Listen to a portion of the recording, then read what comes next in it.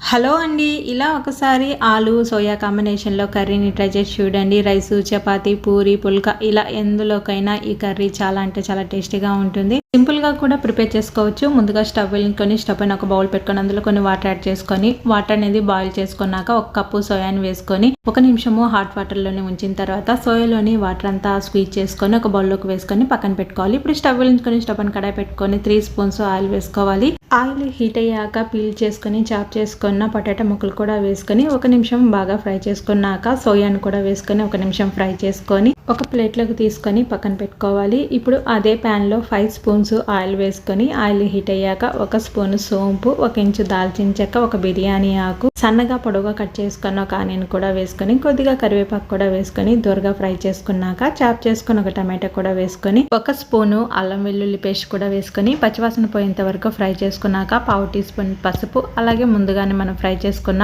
ఆలు సోయాను కూడా వేసుకొని మీ స్పైసెస్ తగ్గట్టు ఒక స్పూన్ రెడ్ చిల్లీ పౌడరు, తగినంత సాల్ట్ కూడా వేసుకొని ఒక నిమిషం బాగా ఫ్రై చేసుకున్నాక కొద్దిగా వాటర్ యాడ్ చేసుకొని ఒక స్పూన్ ధనియా పౌడరు, పావు టీ స్పూన్ జీలకర్ర పొడి కూడా వేసుకొని కొద్దిగా కొత్తిమీర కూడా వేసుకొని 5 మినిట్స్ కుక్ చేసుకొని స్టవ్ ఆపేస్తే ఈ ఆలు సోయా కర్రీ అన్నిట్లోకి చాలా అంటే చాలా టేస్టీగా ఉంటుంది. ఇలా ఒకసారి ట్రై చేసి చూడండి.